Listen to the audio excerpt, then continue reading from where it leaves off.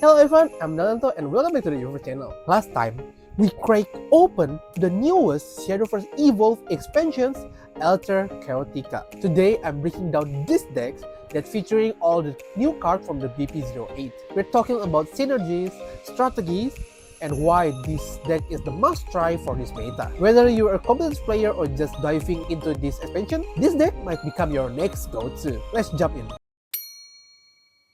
The newly debuted archetype and the rumored strongest deck in BP08, Puppet Forest. I've tried this deck multiple of times and I must admit how strong this deck can be, especially if you manage to get a super aligned starting hand.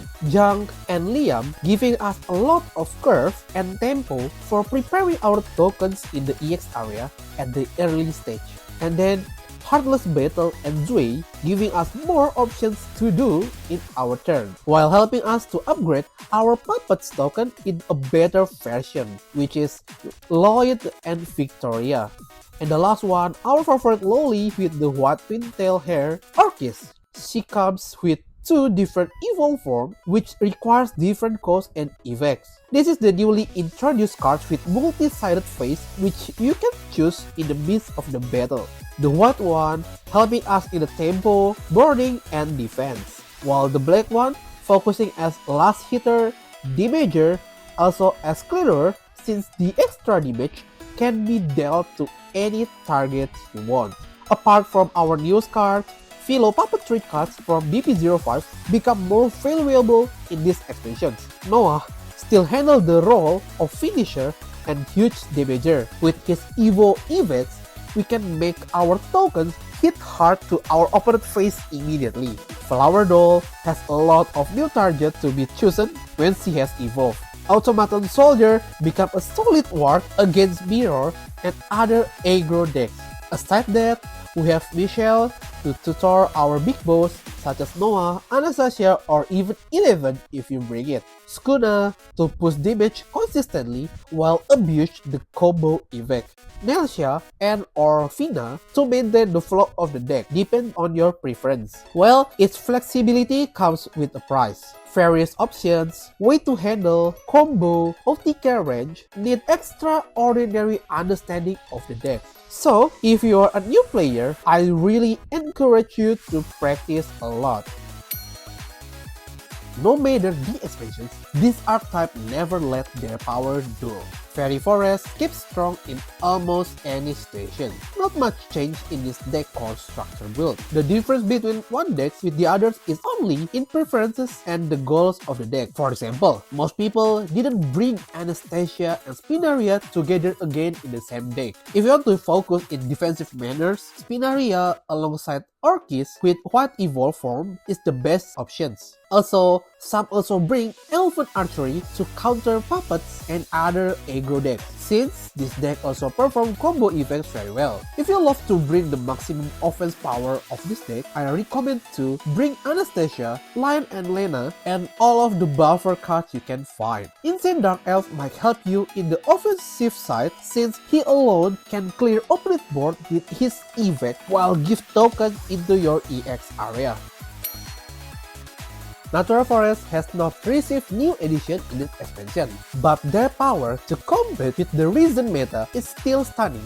The board wipe power alongside with the huge damage to the face with Ladika power is so strong. As long as you get the pieces you need to your hand, I can guarantee you that there is no board you cannot handle. Nelsia and Mark of the Six is excellent addition for the deck. Depends on your environment and preference. Nelsia to boost your output damage from the other swords, and Mark of the Six to prevent any big damage or last hit from opponent. Other than that, the deck still pretty much the same as previous expansion. The variety of decks in this craft is truly remarkable. Other than what I've said, there are some other decks that can be mentioned. Hunter and Control Forest. Those two decks are solid, but unfortunately, there haven't been many successful reports from the GP format, and even from my own personal testing with proxy has not fruitful. They are good, but not good enough to compete in this current meta. But hey, keep your radar on, since they will get buffed in the upcoming expansion in the future. The ones that were lost in the previous expansion are now back on the battlefield, ready to reclaim their place with new powerful additions. Zealot of Usurpation helping you maintain tempo while providing extra advantages to your EX area. Dance of Usurpation offer a versatile tool for removal and can deliver a massive hit to your opponent's face as the game drags on. Aether from Heavencraft is here to aid Swordcraft with her incredible effects, allowing you to search for any cards directly from your deck to your hand. If you have got enough Sword followers in your cemetery, Aether also buffed the board, making her a superior version of Gemstaff with significantly better stats. My friends and I have been brainstorming for new additions to the deck, and here are some of our thoughts.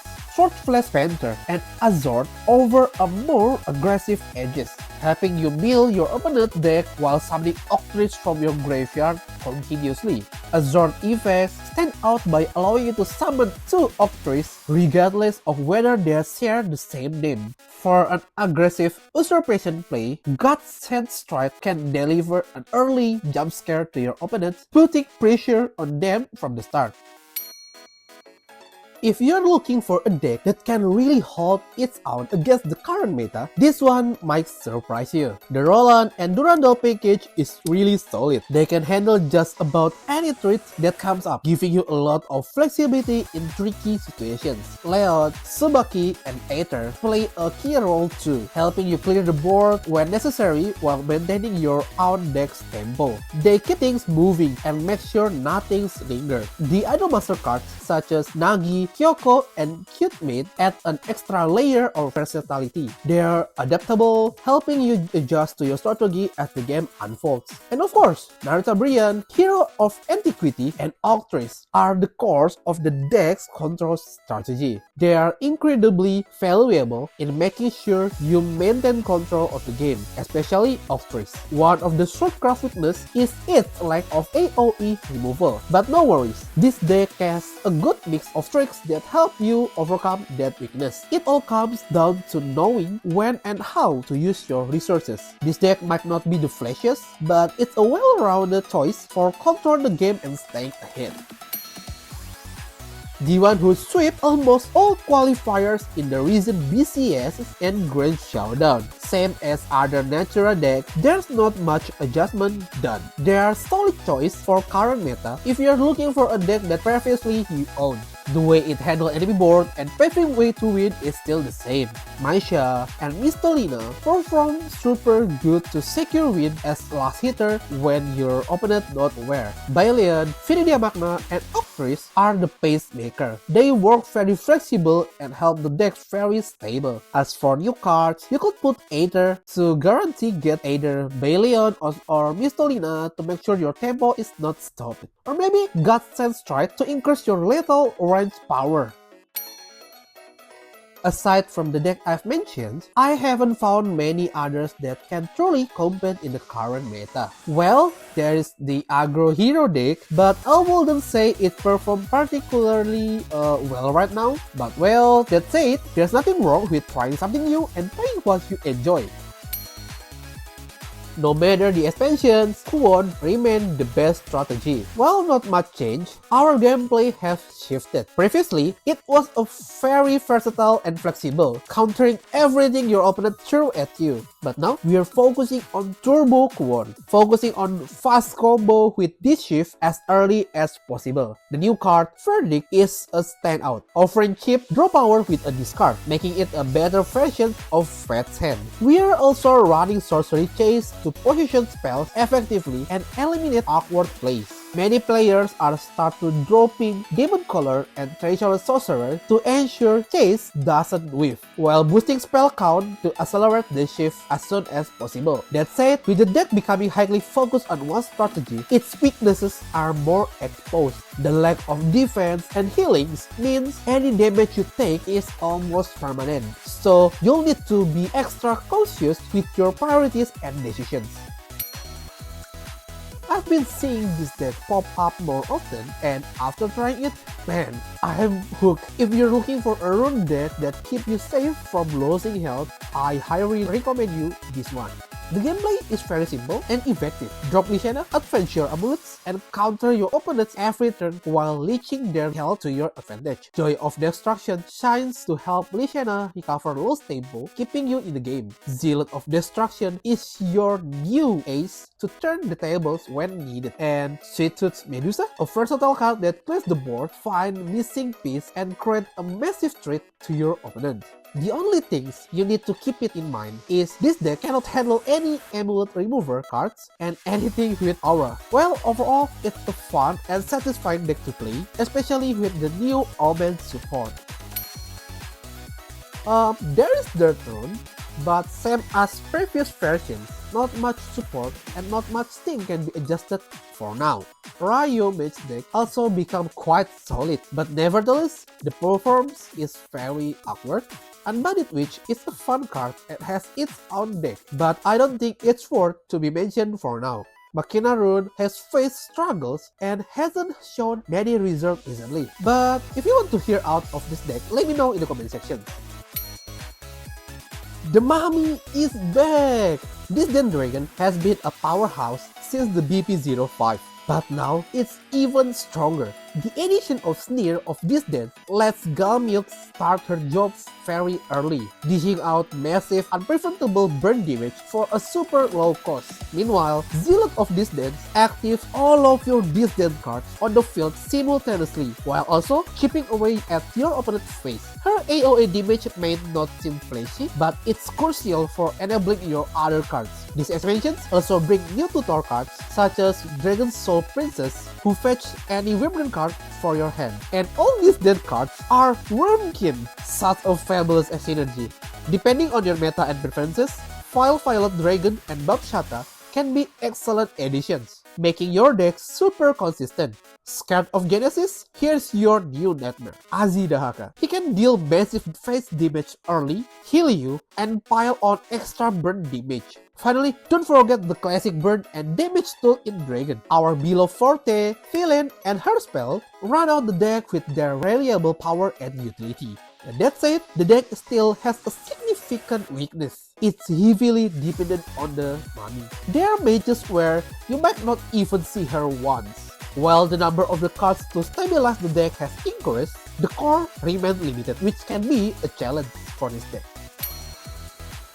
Well, for the name itself, it's clear what the endgame is for this deck. It revolves around the Dragonelt archetype, which just received new addition in this expansion. Otohime from Swordcraft has grown significantly, now helping our dragons to dominate the board. She lets us deal ping damage to the opponent's face whenever our dragon follower falls, while simultaneously summoning minions to rush at the opponent. Dragonelt Needler further maximizes ping damage, and since most of our cards are Dragonelt, her effect becomes incredibly powerful. Cards like Garyu, PDK, and Fumika are must-have for this deck. They help us flood the board with follower all at once, ensuring we have the pressure we need. Forte and Jet Long Technician also play a crucial role as the finisher. They can deliver a heart-stopping blow to your opponent. Well, usually unpreventable, besides dealing face damage, this deck also well-equipped to clear any threats that might arise, handling them efficiently on its own. A pretty solid aggro deck for Dragon. It sometimes does its job independently and efficiently. But one thing to keep in mind is to make sure you don't board lock yourself. Want to see something fun in Dragon? Come here, bro. This Ram Control Dragon deck focused on the Sahaquil and Phoenix Truce combo is a blast to play. We can reduce the cost of our big threats and watch them wrecking your opponent's plans. Well, it might not be the strongest deck out there, but you'll be surprised at how well it combats in the new meta. These expansions bring several new cards to fine-tune the deck. Ouroboros, my new favorite, can deal massive damage to a single target while healing your leader. And if it dies with some cost, it revives in your EX area to be summoned again. Aneros sees a solid early game removal at cost 2, filling a much needed gap in Dragoncraft. Akari Tsujino offer protection, healing, and extra ramp when handled on her own. Finally, Tartman lets us search for any card we need, well, depending on the situation, making it a versatile tool in our deck. Despite everything, it's undeniably challenging to face a high-roll aggro deck, as we lack effective tools to handle the early turns. To mitigate this, you can tweak the deck by adding cards like Conflagrations, Reckoner, or increase the number of Blazing Breath copies. But hey, overall it's a fun deck to try. Natura Dragon is still solid, but there's not much that can be adjusted or tweaked. The goals of this deck remain clear and unchanged from before, so there's not much to be discussed here. However, the deck fragility in the new meta is something to be noted. With the rise of more aggressive decks, Natura Dragon faces a very tough time, as its main weakness is its lack of defensive options. But that said, the deck is still strong and viable, especially in environments where there's a plenty of other Natura decks such as Swordcraft and Forestcraft. Outside of that, I feel other craft can handle this deck with confidence. Armored Dragon have really fallen behind due to the power creep we have seen recently. Unfortunately, they have sunk to the bottom of the sea for now. However, with the upcoming expansions, I believe they are in the line for some buff, especially for Armored Dragon. Alexiel has brought new light to our long-lost Amulet Haven deck. She and other new cards from this expansion help us maximize the power of amulets. Alexiel can heal big and deal big damage all on her own, depending on how many amulets you have on the field when she's descends. Sekhmet and Major McQueen are two must-have cards in this deck. They not only help filter your board, but also clear your opponent's field and chip away at their life. Cards like Eidolon of Madness are the great targets for the filtering. Eidolon is the only follower that evolves into an amulet, and when it leaves the board, your opponent takes a significant damage. There are many ways to play this deck, but personally, I love taking the aggressive route. Cards like Pinion Prayer, Forgotten Sanctuary, Feeder Sanctuary, and Misker Ambush help you fill the board with followers. And the best part, they have Storm, so you can rush to the face immediately. Cards like Temple Windbear, Holy Sentinel, and Inari One can become incredibly strong in this aggro variant if you include them. However, if you prefer a more defensive playstyle and a chill approach, you can include Aegis, Themis Decree, Star Priestess, and Kaguya to handle big threats that aggressive decks might throw your way. The problem with this deck is the lack of instant removal, so surviving and dealing with threats in turn becomes crucial. When we think of Ward, we usually associate it with defensive gameplay, but not with this deck. It takes a super aggressive approach by combining Ward and Storm. The key card here is the new H-Star, resurrected from the Abyss as a Holy Knight in Havencraft. His effects mirrors his Abyss counterparts, allowing it to revive followers from cemetery to the field. And top of that, he buffs them and grants them Rush. Our primary target for each star effect is the beloved Amethyst Lion. With precise setup, these lions can deliver significant face damage. Additionally, Angel of Iron States help you expand your board with pesky followers to keep the pressure on. When talking about a war, Wilbert is a must-have. He fills the board, deal ping damage, and filter your deck to remove clunky cards. To sustain and turn the tide, Aether, Kaede, and Jane are essential. Meanwhile, Robbie Falcon, Epitaph, and Lyriel ensure consistent damage even if it's just a small steady hits. Unlike other aggro decks that focus on explosive burst damage, this deck excels in consistent, incremental damage that adds up over time. The main weakness of this deck is its limited removal options, so resource management is very crucial. And most importantly, always be mindful not to board lock yourself. Both Machina Haven and Control Repose or Floating perform decently in this current meta. They're not the flashiest or the strongest decks, but they get the job done without much to critique. For Control, you can explore the newly added Repose card to try out fresh gameplay strategies. However, I think even without them, the deck is already solid as it stands. If you're sticking with Control, either build works very well. It's just a matter of adapting to the meta and countering what you're likely to face. With some adjustment, you should be able to handle most matchups effectively. This deck revolves around cards with an easy cost of 2, bolstered by some powerful new additions. The standout card here is Crimson Rose Queen, who has transitions from Forest Craft to Abyss Craft. She may look elegant, but beware of her thorns. When she enters the battlefield, she relentlessly effects can wreak havoc. Her abilities allow her to deal AoE damage while simultaneously healing your leader, or inflicting burn damage in synergy with your damage spells.